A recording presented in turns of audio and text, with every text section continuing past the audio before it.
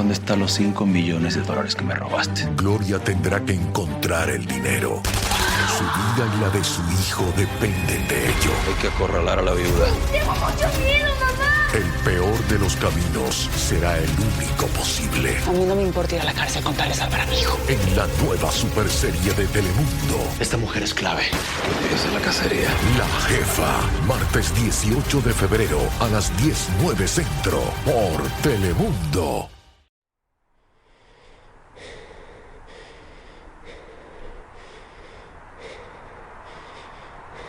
El 31 de octubre de 1989, Eric Menéndez llega nervioso y visiblemente más delgado a la consulta de su terapeuta, Jerome O'Sill.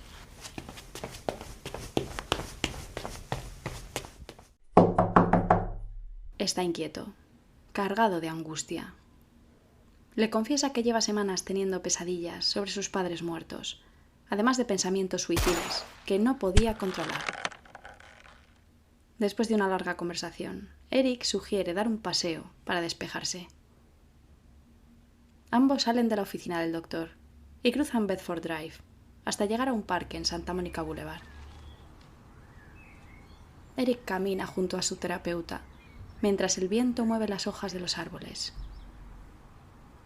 O'Sill intenta suavemente sacar más información, preguntando sobre sus padres y lo que significaban para él.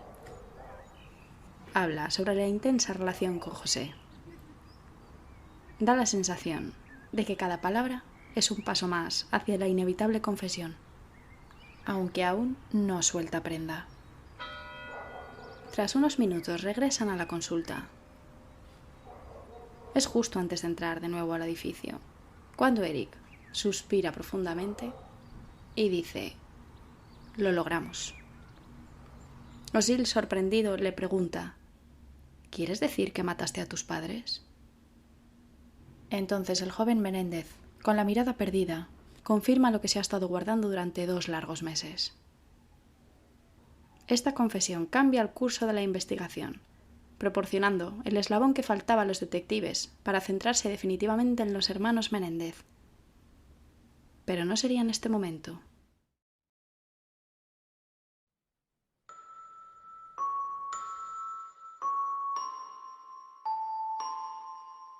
En el 722 de North Elm Drive, Lyle reparte caramelos por Halloween junto a su novia Jamie. De repente recibe una inesperada llamada. Es el Dr. O'Sill, diciéndole que vaya inmediatamente a su consulta para hablar de lo que su hermano acaba de confesar.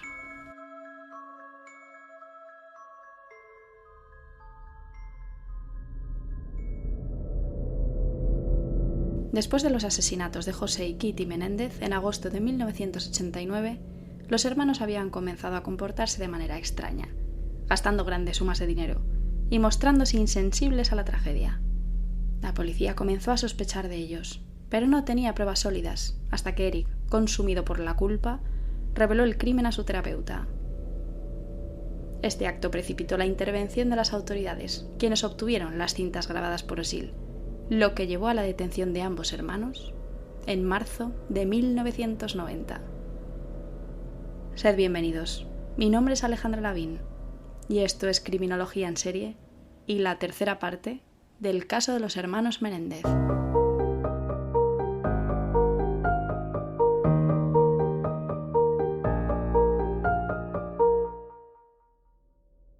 Nos habíamos quedado en que Gerald Chalev no podía representar a Lyle por un posible conflicto de intereses.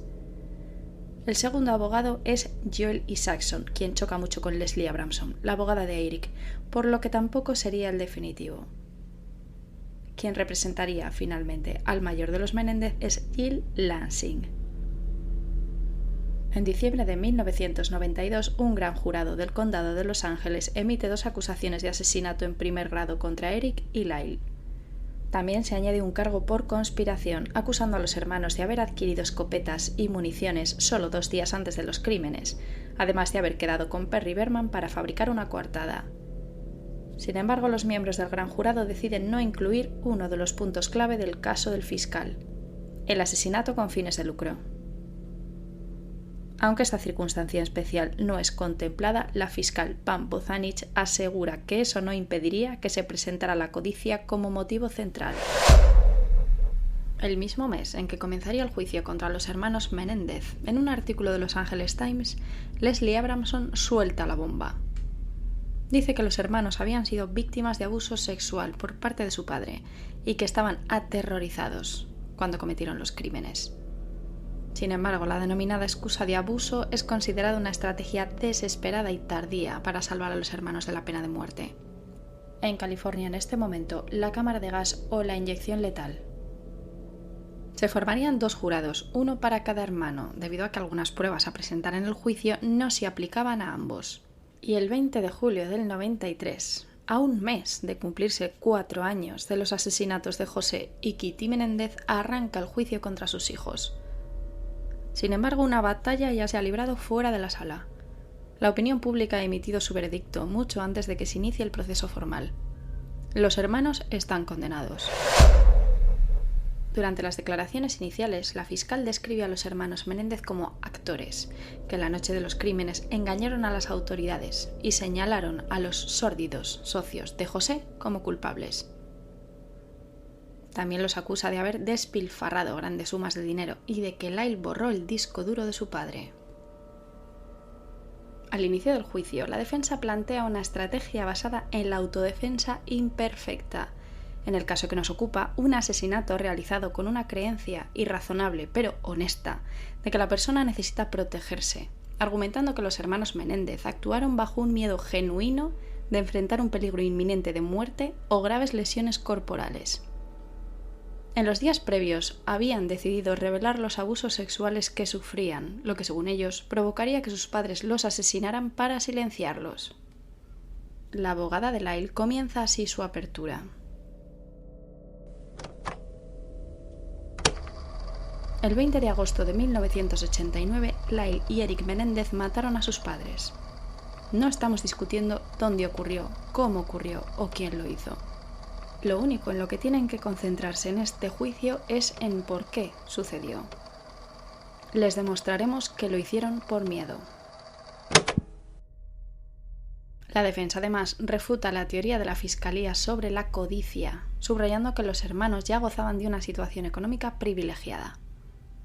Lyle ya vivía en una mansión, conducía un Alfa Romeo y contaba con tarjetas de crédito desde los 15 años. Se argumenta que el mayor de los Menéndez sentía la responsabilidad de proteger a su hermano, quien ya no podía soportar más el abuso. Al confrontar a su padre, la conversación se tornó hostil y José dejó claro que los secretos familiares debían permanecer ocultos.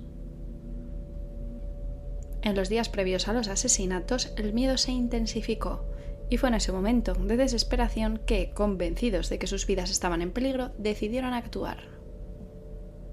La violencia emocional de José hacia Lyle incluía insultos como inepto y estúpido.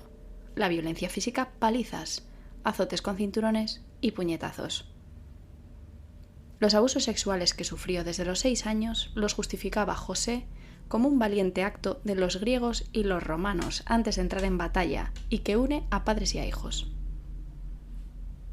En el momento de hablar de Kitty se destaca que tras descubrir la aventura de José se vuelve aún más inestable de lo que ya era. Durante la última semana, Lyle y Eric tuvieron intensas discusiones sobre su madre, a quien percibían como alguien dispuesta a morir, pero también a matar. Se dieron cuenta de que unos padres que abusasen así de sus hijos y los degradasen de tal manera, cuando deberían cuidarles, podrían hacerles daño. Cuando llega el turno de Leslie, Abramson habla de tocamientos inapropiados de José hacia Eric a los 6 años. Después llegó el sexo oral forzado, la violación y el infligir dolor intencionadamente con objetos extraños. Los testigos les dirán que el señor José Menéndez se consideraba un ser superior y adoctrinó a sus hijos haciéndoles creer que él era, en todos los aspectos, perfecto. Lo único que importaba era ser rico. Utilizaba diversos objetos: agujas, tachuelas, instrumentos de madera, cuerdas. Estos episodios son lo que Eric llamó los días oscuros. En cuanto a Kitty, afirma que era distante, fría y hostil, y que sabía lo que pasaba entre su marido y sus hijos. Poco antes de los asesinatos, José utilizaba el abuso como castigo. Las últimas veces que había abusado de Eric fueron en mayo y agosto del 89, cuando no daba la talla ni en el instituto ni en el tenis. Comienza la llamada de los testigos al estrado. El 26 de julio, el juez Weisberg determina que los jurados no tendrán acceso al guión de Friends, escrito por Eric y su amigo Craig Signarelli. Afirma que el valor probatorio es nulo y el potencial para confundir las cosas considerable. Craig comparece únicamente ante el jurado de Eric Menéndez. Recuerda cómo le conoció, en la escuela secundaria de Calabasas, donde ambos destacaban en el equipo de tenis. Se hicieron amigos inseparables. Testifica que visitó la mansión de Beverly Hills 10 días después de los asesinatos, buscando estar con su amigo y asegurándose de que todo estuviera bien. Durante su visita, un hombre llegó para trabajar en un ordenador en el dormitorio principal. Dijo que su hermano había llamado a un experto en informática para borrar el testamento familiar, explica Craig. ¿Quieres saber cómo pasó? Signarelli dice que le preguntó Eric. El fiscal adjunto Lester Kuriyama le pregunta si alguna vez Eric le había dicho que había actuado en defensa propia y si alguna vez le había dicho que sus padres estaban abusando de él. A ambas preguntas Craig contesta que no. Cuando Leslie comienza el interrogatorio, le neutraliza por completo. Le acusa de que sus declaraciones no encajan. En ningún momento había mencionado a la policía que había visto a un experto en informática. Este finalmente acaba reconociendo que la confesión podría haber sido uno de los juegos mentales de Eric. El testigo estrella de la fiscalía, el psiquiatra Jerome O'Sill, sostiene que los hermanos Menéndez planearon meticulosamente los asesinatos, llevándolos a cabo impulsados por el odio y la venganza, con el único objetivo de liberarse del yugo de su padre. Y según su testimonio, en ningún momento los hermanos mencionaron haber sufrido abusos, ni alegaron haber actuado en legítima defensa. No obstante, una circunstancia ajena a este caso, pero que mucho tiene que ver con el comportamiento del Dr. O'Sill, haría mucho daño a la fiscalía. La Junta de Psicología de California presenta cargos contra él por agredir a 2 de sus ex niñeras, a quien había tenido como amantes. También se le acusa de recetar medicamentos que alteran el estado de ánimo sin la debida autorización. Las acusaciones habían sido formuladas por Judalyn Smith, recordemos, su examante, quien además denunció a los hermanos Menéndez. Leslie Abramson acusa al doctor de chantajear a los hermanos al grabar notas de audio después de las sesiones de terapia, buscando así una fuente de ingresos futuros y afirmando que podría haber llamado a la policía, pero prefería poseer algo amenazante para ellos. Inmerso el doctor en esta situación, no le costaría demasiado a la defensa desacreditarle. Además, no era la primera vez que cometía una infracción en el ejercicio de su cargo. Recordemos que, según sus palabras, en las sesiones del 31 de octubre y el 2 de noviembre, Lyle le había amenazado de muerte y aseguraba que su familia estaba en peligro. No obstante, nada más terminar la sesión del 31 de octubre, acudió a casa de su amante, en vez de asegurarse de que su mujer y sus hijos estaban bien. En cuanto a la afirmación del doctor de que Eric había visto una película que le había dado la idea de matar a sus padres, el juez está de acuerdo con la defensa en no tenerla en cuenta. De hecho, los días en que se había emitido dicha película, los hermanos se encontraban en un club de tenis en Tampa, Florida. Allí tenían una rutina agotadora. Estaban en las canchas desde temprano por la mañana hasta bien entrada la tarde. Al estar en la división junior debían entrar en la habitación a las 9 y apagar las luces a las 10. Además, dentro no había televisiones. La película que el doctor sugería que inspiró a los hermanos para matar a sus padres se emitió en Tampa de 9 a 11, durante 2 días que estuvieron los Menéndez en el club. Los testigos de la defensa serán un desfile interminable de familiares, amigos, profesores de tenis. El 16 de agosto, Marta Cano, hermana de José y testigo clave de la defensa, habla de las circunstancias que rodeaban a la familia Menéndez. José tenía más tendencia a ser tierno con Eric. No le veía de la misma manera que veía a Lyle. En Lyle buscaba su propia imagen. Quería que fuera tan exitoso y poderoso como él. Cuando Lyle era un bebé, Kitty no lo besaba ni lo arrullaba. No le gustaba Lyle. Parecía estar resentida con él.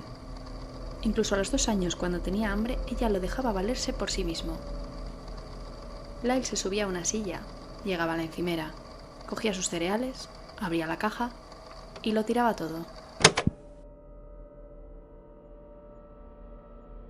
En cuanto a Eric, relata que cuando era más joven y perdía un torneo, José lo humillaba delante de todo el mundo.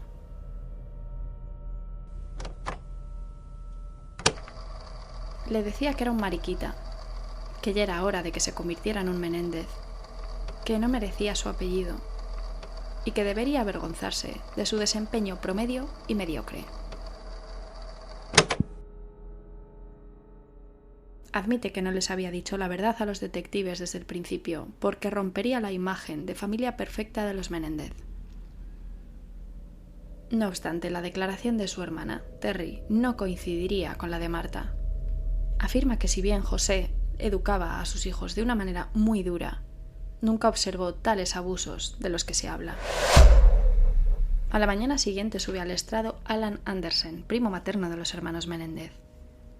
Relata que durante los años 60 y 70 pasó varios veranos con ellos y fue testigo de cómo Kitty y José criaban a sus hijos bajo la estricta norma de no mostrar emociones, ya que lo consideraban un signo de debilidad. También relata las violentas discusiones entre el matrimonio, tras las cuales su tía a menudo mostraba hematomas en los brazos y el cuello. Relata que José azotaba a sus hijos con un cinturón hasta dejarles magulladuras, además de arrastrarlos a sus habitaciones y encerrarlos durante horas. Reconoce que nunca presenció abusos sexuales, pero que le parecía extraño que José se duchase con Lyle y Eric después de jugar al tenis, y que cuando llevaba a alguno de los chicos a su habitación, cerraba la puerta con llave y Kitty no dejaba que nadie se acercase a esa puerta, ni siquiera al pasillo. Además, le sorprende que su primo Eric fuera cariñoso y dulce cuando tenía 4 años, y que 2 años después se convirtiera radicalmente en un niño completamente retraído. Otra prima tercera, mayor que los hermanos, también por parte de Kitty, es la primera en hablar a los jurados de los abusos sexuales de los Menéndez. Afirma que una noche después de cenar, Lyle, de entonces 8 años, fue a su habitación y le dijo que quería tocarla ahí abajo.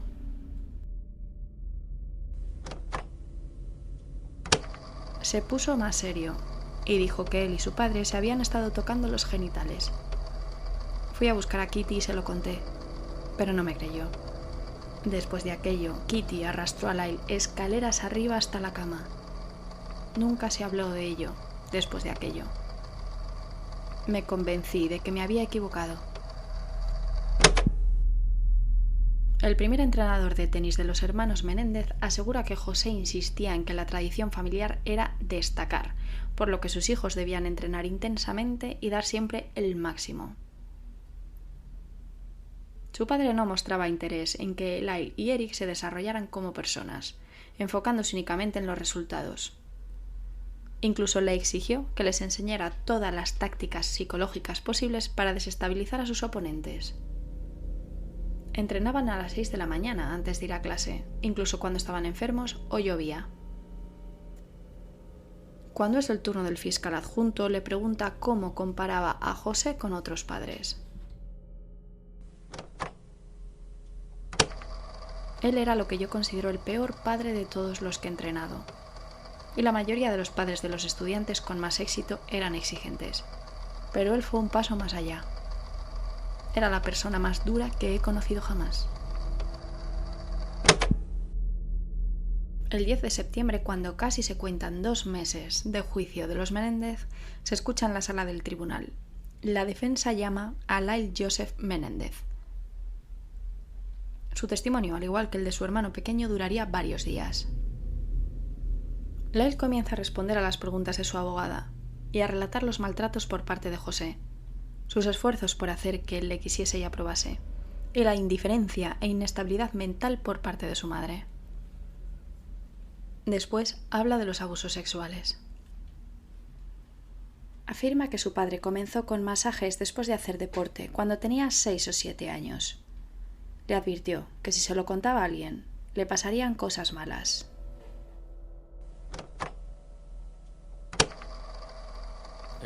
Él me ponía sobre mis rodillas y guiaba todos mis movimientos. Tenía sexo oral con él. ¿Querías hacerlo? Lyle niega con la cabeza.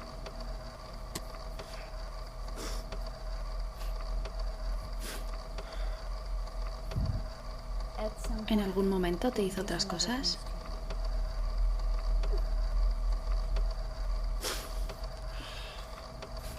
Sí.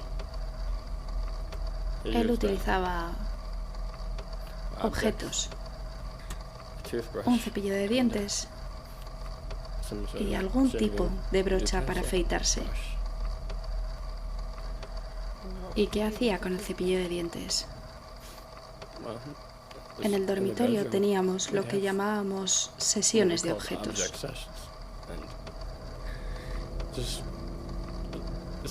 Me bajaba o me quitaba los pantalones.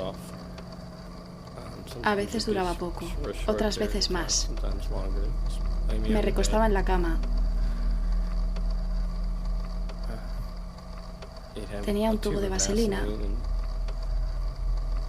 y jugaba conmigo.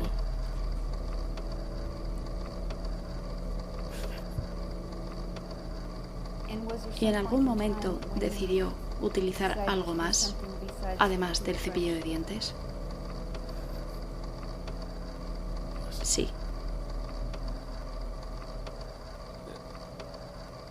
Él me violó. ¿Lloraste? Sí. ¿Sangraste? Sí. ¿Estabas asustado? Mucho.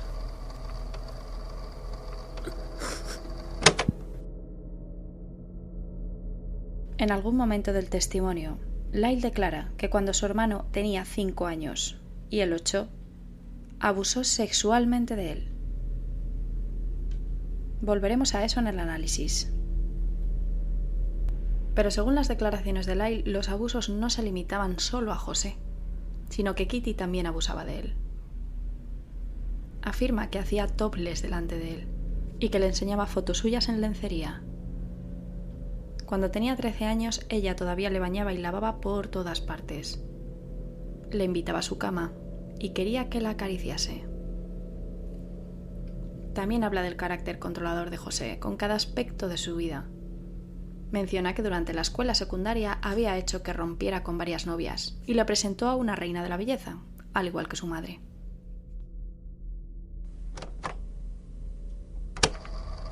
Mi padre controlaba a la gente solo con la mano. Pero era más que eso. Podías leer su rostro, sin importar lo que estuviera haciendo. Si se cambiaba de ropa, de tenis de inmediato, si se quedaba con su traje de negocios, o si se acercaba a ver la televisión. Quería tanto su aprobación que incluso sacudir la cabeza me hundía el corazón. Cuenta que su madre empezó a tomar pastillas cuando descubrió que José tenía un amante. Un día Eric encontró una nota de Kitty en la que se disculpaba diciendo que no podía soportar la vergüenza y que lamentaba tener que tomar esa salida y marcharse. Lyle afirma que para él esa era una carta de suicidio. Entonces le dijo a su madre que pensara en el divorcio, pero ella se enfadó y le acusó de querer destruir su matrimonio. En el verano de 1988, los hermanos habían hablado de que Kitty se había comprado otro rifle. Y Lyle afirma que estaba completamente fuera de control, inestable y parecía estar furiosa con el mundo. Durante el turno de la fiscalía, Pam Bozanich recalca las mentiras de Lyle ante la policía, los fiscales y los periodistas. Lyle reconoce que mintió sobre su participación en el crimen, pero que no quería ir a la cárcel y no quería que su hermano fuera.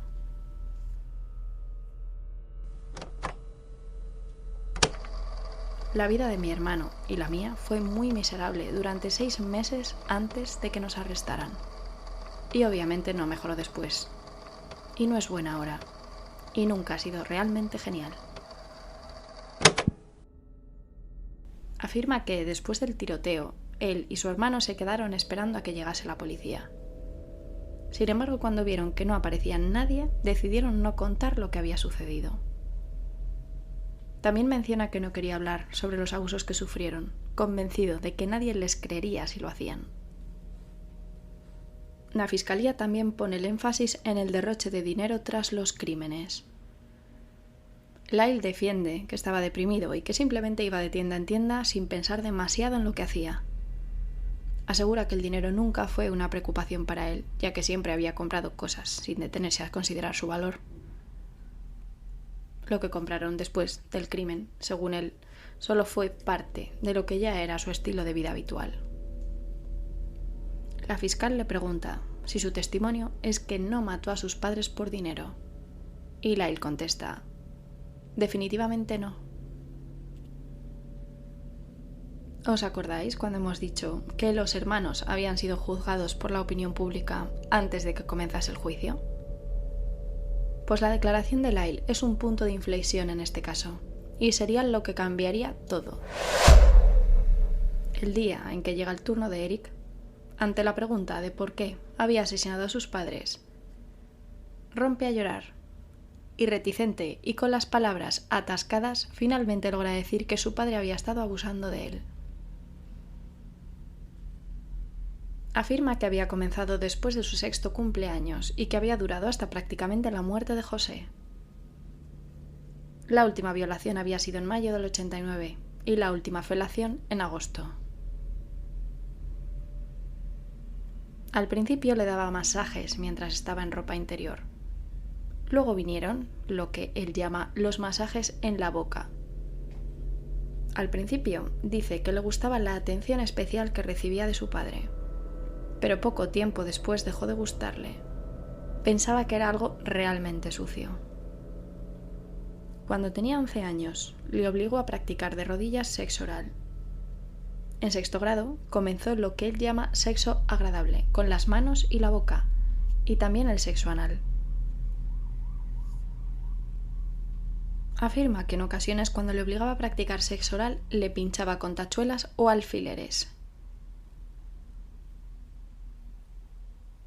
Cuando vivían en Nueva Jersey, José le obligaba a tener relaciones sexuales 2 o 3 veces al mes. Cuando la familia se mudó a California, Eric tenía 16 años y el sexo se detuvo durante unos meses, pero luego se reanudó. Con 17 años se negó por primera vez. Su padre reaccionó tirándolo sobre la cama y poniendo un cuchillo sobre su cuello. Dice que cuando su padre le comunicó que se quedaría en casa en vez de ir al campus universitario, consideró suicidarse cortándose las venas, ahorcándose o tirándose por un acantilado. Hasta que se reveló el secreto de su hermano con la discusión de Kitty, y él le contó el suyo propio. Tanto en el testimonio de Eric como en el de Lyle, ambas abogadas muestran a los jurados fotografías de desnudos que al parecer José había tomado de los hermanos cuando eran niños, mostrando sus genitales. En el marco de las fotografías sus cabezas estaban cortadas. Andy Cano, el hijo de Marta Cano y sobrino de José Menéndez, sube al estrado después de Eric. Este nombre será importante al final del caso, no os olvidéis de él. Afirma que en una ocasión, cuando Eric tenía 12 años y él 10, su primo mayor le dijo que su padre le daba masajes en el pene. Andy, al no saber si esto era normal, quiso preguntárselo a su madre, pero Eric le hizo jurar que nunca se lo diría a nadie. Un mes después le dijo que los masajes de su padre dolían y que quería que todo parase. Para presentar una visión general del abuso infantil, la defensa nombra a John Brier, profesor de psiquiatría de la Universidad del Sur de California.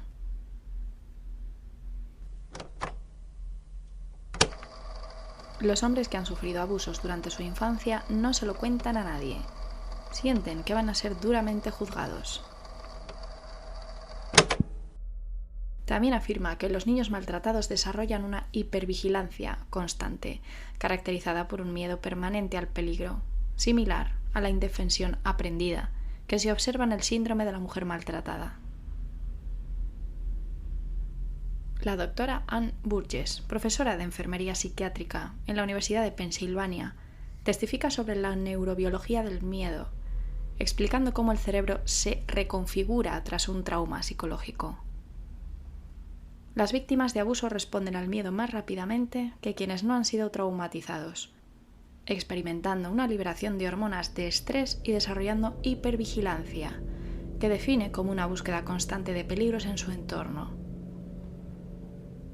Tras entrevistar a Eric durante más de 50 horas y revisar declaraciones de testigos, concluye que efectivamente había sido agredido sexualmente y que el abuso continuó hasta la muerte de sus padres, con Kitty facilitando y permitiendo el abuso. La doctora señala que la pérdida de las fantasías de Eric de rescate, la cual podría tener al acudir al campus de la universidad, aumenta su confusión y su miedo. Por su parte, el Dr. John Conte, profesor de trabajo social en la Universidad de Washington, pasa más o menos las mismas horas con Lyle y lo considera creíble.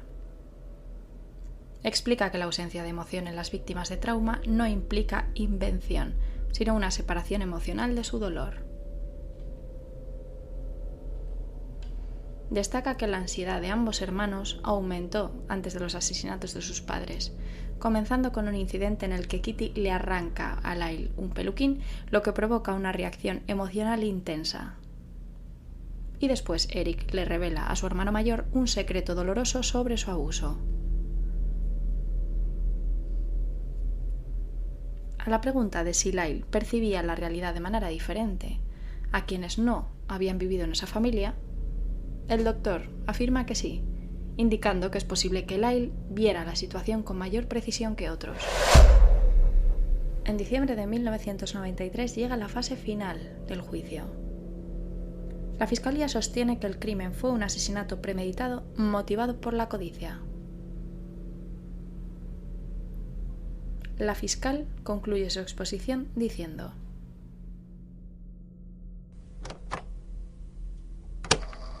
Lyle Menéndez es culpable de 2 cargos de asesinato en primer grado. Es culpable de conspirar con su hermano para cometer estos asesinatos. Y es culpable de matar a 2 personas en un asesinato en primer grado. Y es culpable de hacerlo acechando y tomando a sus padres por sorpresa para lograr sus objetivos. La defensa argumenta que se trató de una autodefensa imperfecta. La abogada de Lyle concluye así: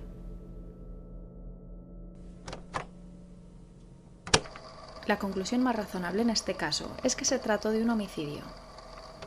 Nuestra posición es que Eric y Lyle Menéndez, el 20 de agosto de 1989, por razones que pueden no tener sentido para ustedes, dadas sus experiencias vividas, tenían la creencia de que sus padres estaban a punto de matarlos.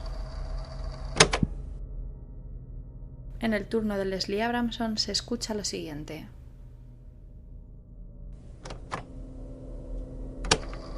si el nombre de mi cliente fuera Erika, ¿habría alguna diferencia? No debería haberla. He tenido una fantasía desde el día que comencé a representar a Eric. Si la gente me preguntara, después de 3 años y medio, de pensar en él, en este caso todos los días, de una manera u otra, incluso en vacaciones, ¿qué es lo que quiero de esto? Quiero verlo caminar por la calle, no encadenado ni con grilletes. Para cumplir mi sueño, mi fantasía, tendrían que venir con un veredicto de no culpable. Y si no creen que puedan hacerlo, en base a las instrucciones que están recibiendo, les pediría que vinieran con un veredicto de homicidio involuntario, porque creo que eso es lo que muestran las pruebas. Y el fiscal adjunto, Lester Kuriyama, termina así: Eric tenía miedo, sí. Temía tener que levantar su trasero y trabajar como todos los demás. La decisión de matar a ambos padres fue una elección que tomaron los acusados y deberían ser considerados responsables de tomar esa decisión. El juez da al jurado 4 veredictos posibles: asesinato en primer grado, asesinato en segundo grado, homicidio voluntario u homicidio involuntario. Y aunque había dictaminado que los hechos del caso no justifican la opción de una absolución total, los jurados podrían ignorar estas instrucciones y aún así votar no culpables. Vayámonos ya a enero de 1994. El juez Weisberg toma asiento y hace pasar al jurado antes de leer su nota final. No hemos podido llegar a veredictos unánimes en los cargos 1, 2 y 3. El juez pregunta a cada miembro del jurado si más deliberaciones podrían resolver el punto muerto, y todos coinciden en que no. Entonces, declara el juicio nulo. Poco después, ocurriría lo mismo con el jurado de Lyle. Dado que el patrimonio de los Menéndez está oficialmente en quiebra, el juez de la Corte Superior nombra a Leslie Abramson como abogada defensora, con un salario de $125.000 anuales. Por su parte, Jill Lansing decide renunciar para pasar más tiempo con su hija y es reemplazada por Charles Kessler. El juez Weisberg determina que ambos hermanos serían juzgados por un solo jurado en el nuevo juicio. Establece que solo se permitirá la presentación de pruebas directamente relacionadas con la sensación de miedo que experimentaron Eric y Lyle. Advierte además de manera bastante contundente que no tolerará la repetición de pequeñeces en el nuevo juicio y que el enfoque de las pruebas debe centrarse en el estado mental de los hermanos en el momento de los crímenes. Y tampoco se permite que haya prensa en la sala, limitando así la cobertura mediática. El 28 de septiembre de 1995 se constituye un jurado y el 13 de octubre comienza el nuevo juicio.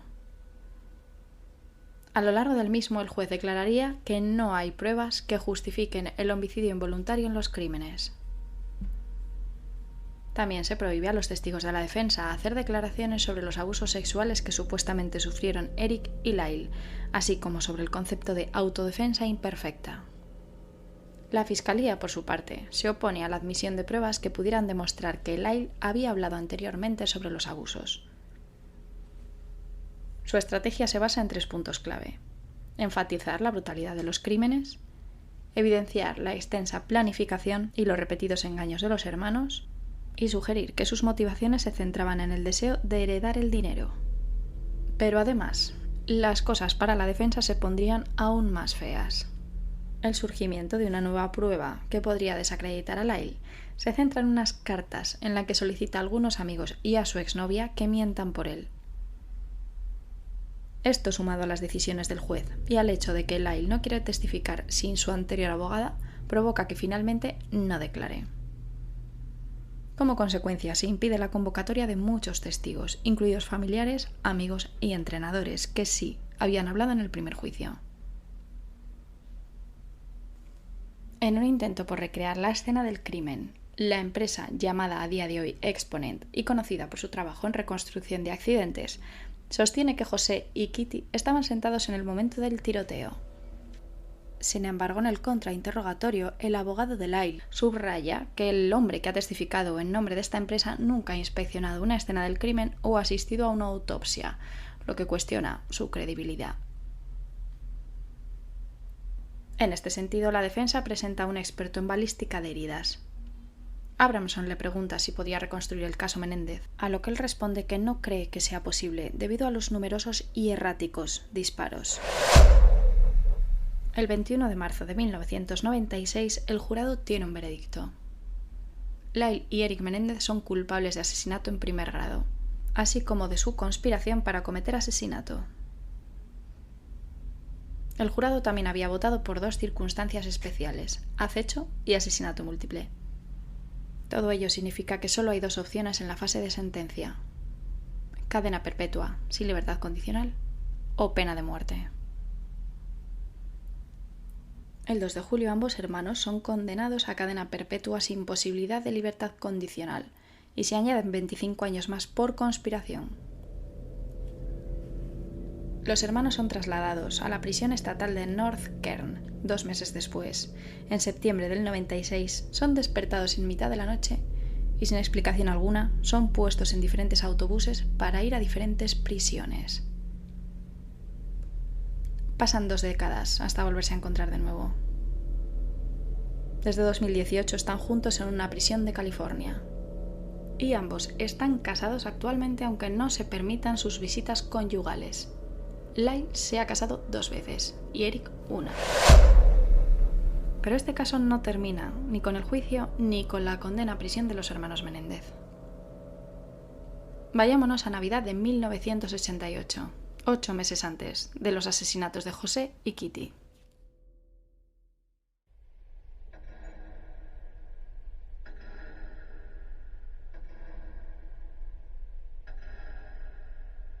Eric, en un momento de desahogo, decide escribirle una carta a su primo Andy. Mamá no está muy bien. Es como si estuviera aquí físicamente, pero mentalmente como si se hubiera ido. Se asusta por nada. Me siento mal por ella. No sé por qué aguanta las cosas de papá. Mierda. A veces desearía poder hablar con ella sobre ciertas cosas, ¿entiendes? Algún día. Especialmente sobre papá y yo. Pero la forma en que lo adora y le cuenta todo, me da mucho miedo que le diga lo que yo le diga.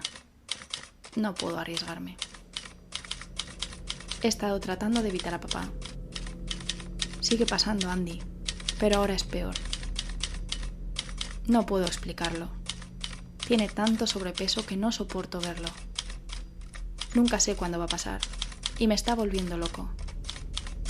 Todas las noches me quedo despierto pensando que podría venir. Necesito sacarlo de mi mente. Sé lo que dijiste antes, pero tengo miedo. Simplemente no conoces a papá como yo. Está loco. Me ha advertido cientos de veces que no se lo cuente a nadie, especialmente a Lyle. ¿Soy un cobarde? No sé si superaré esto.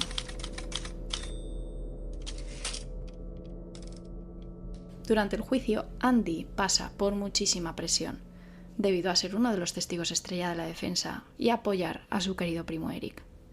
Y en los años posteriores acude a un terapeuta para superar este duro juicio y la culpa por no haber podido hablar a sus padres de los abusos, lo que podría haber evitado quizá los asesinatos y que sus primos hubieran estado de por vida en prisión.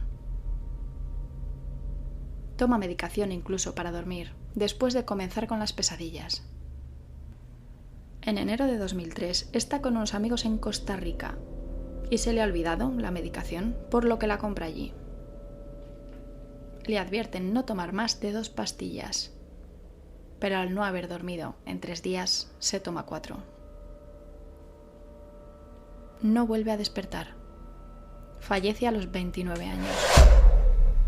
Ahora volvamos a los años 80, cuando José Menéndez es un alto ejecutivo de RCA.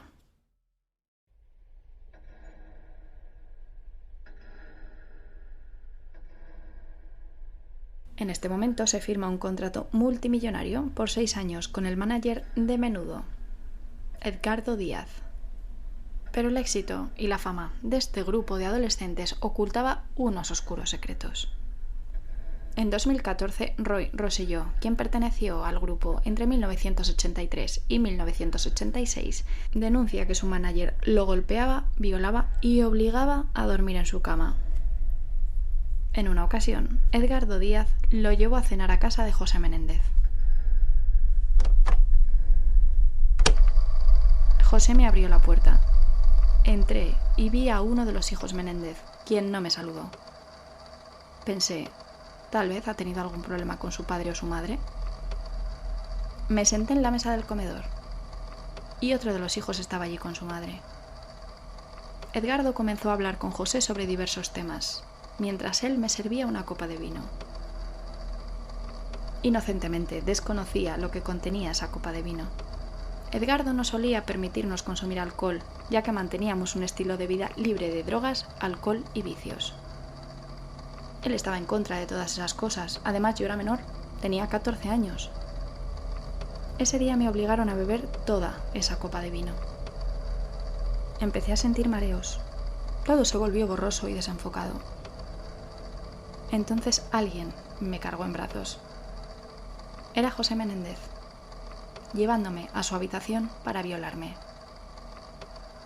No podía moverme, reaccionar ni entender qué me habían dado en mi bebida.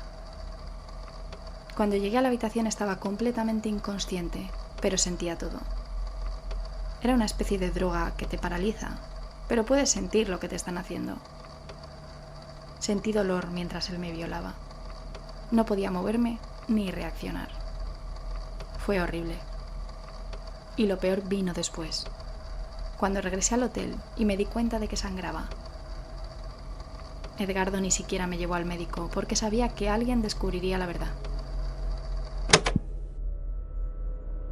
En mayo de 2023, Cliff Gardner, abogado actual de los Menéndez, presenta una petición de habeas corpus ante el Tribunal Superior de Los Ángeles, citando la carta de Erika Andy, enviada 8 meses después de los asesinatos, y una declaración jurada de Roy Rosselló, en la que afirma que fue violado 2 veces por José Menéndez y obligado a realizar sexo oral, mientras estaba en Nueva York cuando tenía 13 o 14 años.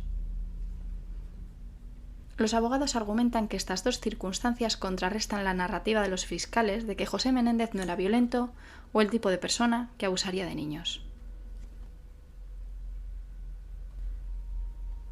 Lo que sabemos hasta ahora es que la Fiscalía del Condado de Los Ángeles ha decidido revisar estas nuevas pruebas que constarían de la carta del primo de Lyle y Eric y de la declaración de Roy Rosselló.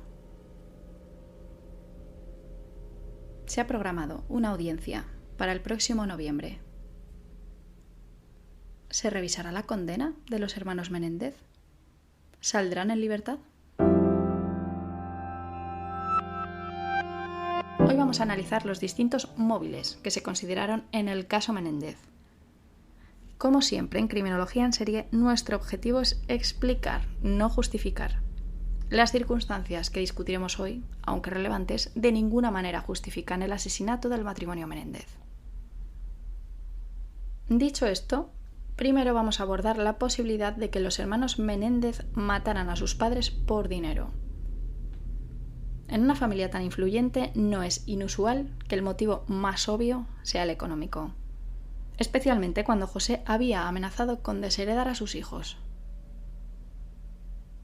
Nunca sabremos con certeza si realmente lo habría hecho o lo hizo.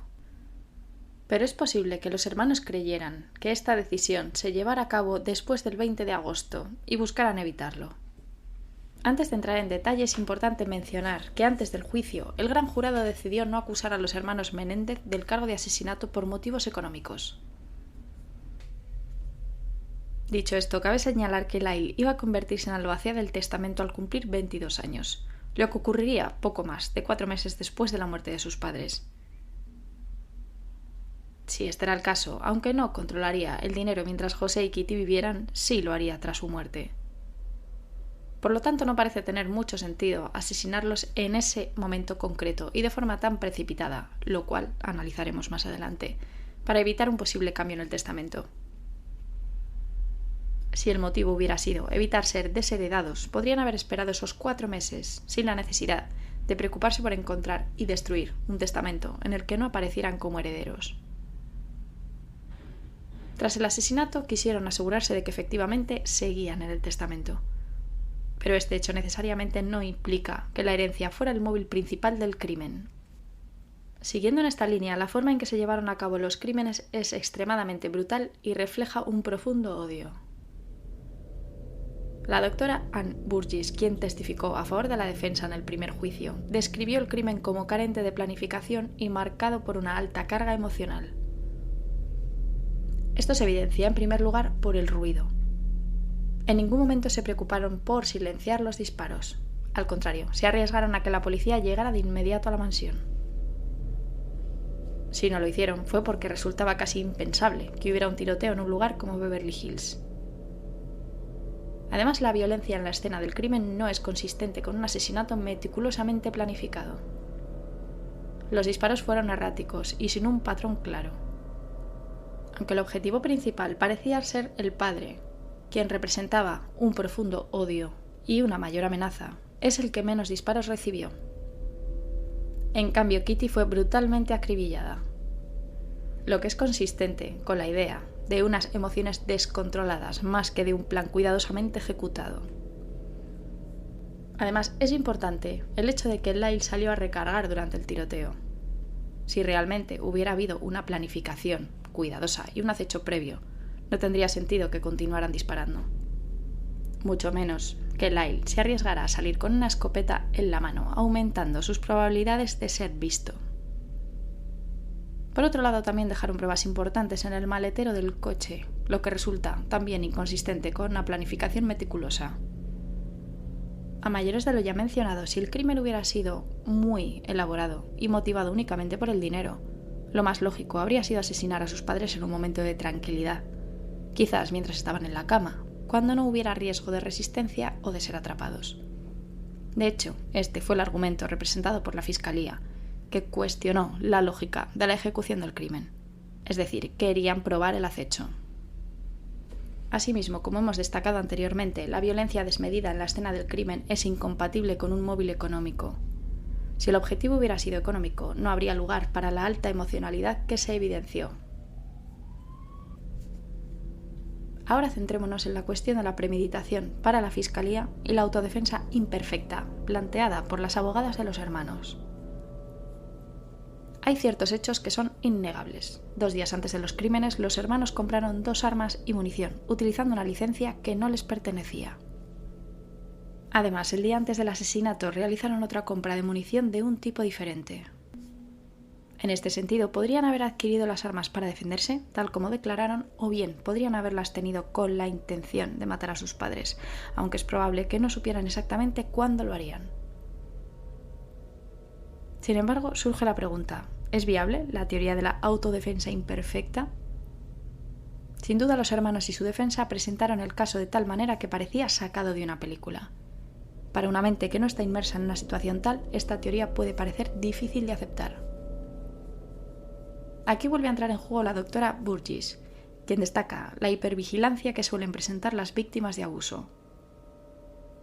Esta hipervigilancia se manifiesta como una constante búsqueda de peligros en su entorno, como ya hemos mencionado en el episodio, lo que pudo influir en la percepción de la situación por parte de los hermanos Menéndez.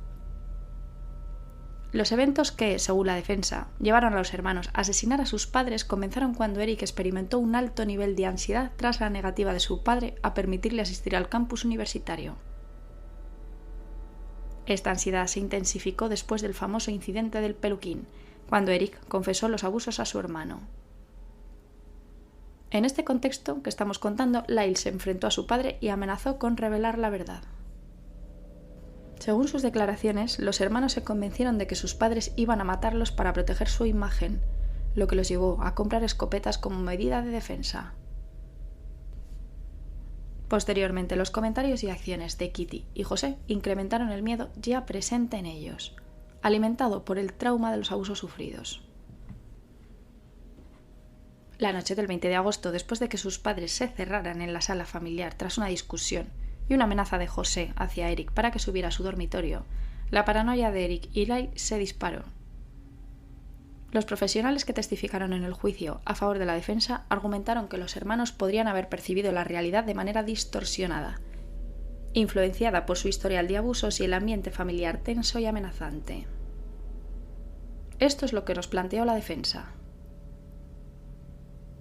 Continuando con la cuestión de la premeditación, en cuanto a la coartada podemos considerar 2 posibilidades: que Lyle llamara a su amigo Perry efectivamente para establecer una coartada, o que hubiera quedado con él sin saber lo que iba a suceder esa noche. Si la llamada a Perry fue realmente una coartada, la planificación fue bastante deficiente. Una coartada adecuada sería aquella en la que, en este caso, Perry pudiera asegurar que estaba con Lyle en el momento del crimen, y no al revés. Sin embargo, los hermanos nunca se presentaron a la cita. La otra opción es que, si efectivamente buscaban a Perry como coartada, la planificación fue igualmente mala. Puede ser que se les echara el tiempo encima al cometer el crimen y al intentar cambiarse antes de encontrarse con él. aunque es importante señalar que quedaron alrededor de las 10, momento en el que estaban entrando por la puerta de la mansión con 2 escopetas. Por otra parte, la coartada relacionada con el cine es también bastante pobre. Si realmente habían planeado llevar a cabo el crimen esa noche, lo lógico habría sido comprar las entradas con antelación, en lugar de hacerlo justo cuando la película estaba a punto de terminar, ya que en ese momento no les vendieron entradas para horarios anteriores. Ahora vayamos a los maltratos físicos y los abusos sexuales, el móvil estrella de la defensa. Si bien es cierto que los abogados defensores a menudo tienden a exagerar o incluso inventar estrategias con el fin de evitar que sus clientes sean condenados, también existen ciertas señales que sugieren que los hermanos Menéndez podrían haber sufrido abusos sexuales. Esto no es óbice, quizá para que algunos abusos se exagerasen. Vamos a comenzar por la infancia de José. Su hermana Marta Cano declaró que desde los 3 hasta los 6 años, José pasaba todas las mañanas en la cama con su madre. Afirma que cuando ella tenía 5 años y su hermano 3, vio a su madre acariciando el pene del niño en múltiples ocasiones cuando le cambiaba el pañal. Cuando José cumplió 5 años, su madre le apuntó en una escuela que no comenzaba hasta la 1:30 de la tarde, lo que le permitía estar sola con él todas las mañanas. María dominaba por completo la vida de su hijo y le permitía hacer lo que quisiera. Mostraba un comportamiento asalvajado y completamente indisciplinado, que puede ser común en los niños víctimas de abuso. Cuando Marta habló con ciertos expertos, le dijeron que era bastante posible que su madre abusara de José. No es el primer caso que encontramos en criminología en serie donde el agredido se convierte en agresor, y existe una posibilidad de que él repitiera este patrón con sus propios hijos, al igual que Lyle lo hizo con Eric cuando tenían 8 y 5 años respectivamente. En el caso de Lyle podría haber buscado desahogar su frustración con alguien más pequeño, como su hermano, o incluso haber replicado con él lo que él mismo experimentaba a manos de su padre.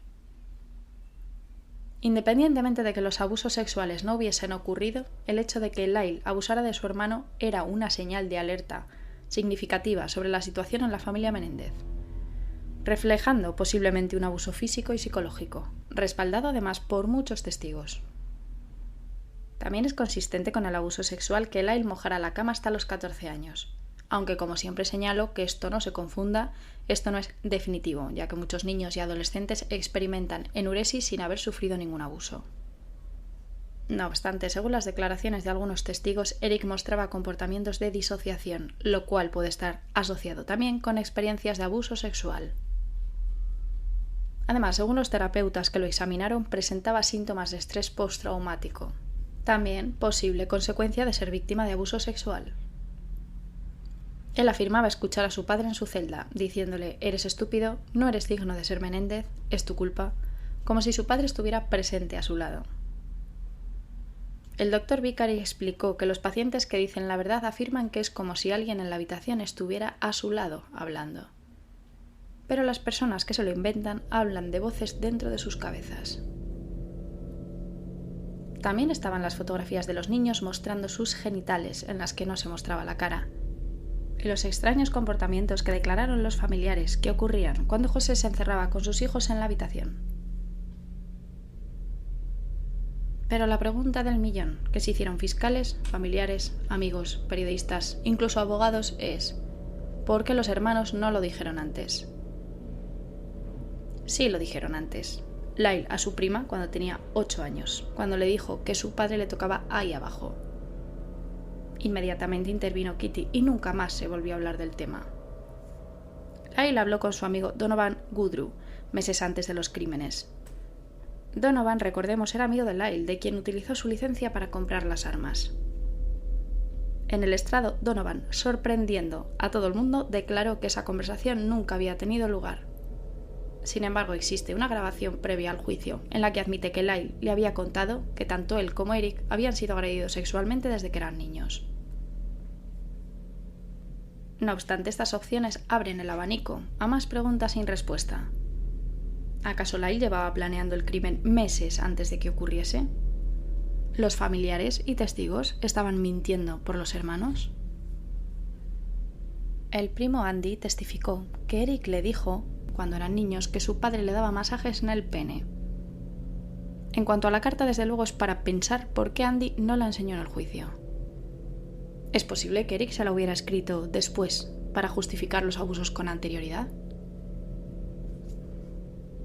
Desde una perspectiva profesional, no es raro que las víctimas de abuso, como hemos visto con Roy Rosselló, no hablen de su experiencia, a veces durante décadas. Esta reticencia puede ser aún más pronunciada en hombres, quienes a menudo temen ser percibidos como homosexuales o incompetentes, con mucha vergüenza e inseguridad al abordar el tema.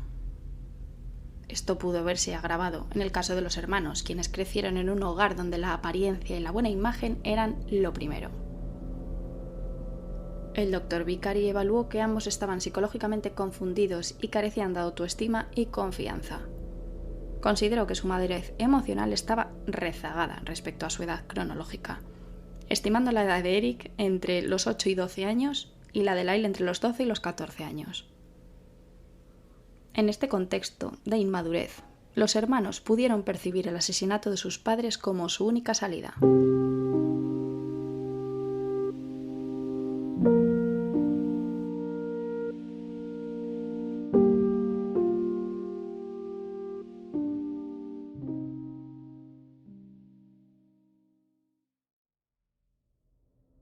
Y este es el caso de los hermanos Menéndez, el cual hemos explorado a lo largo de 3 interesantes episodios.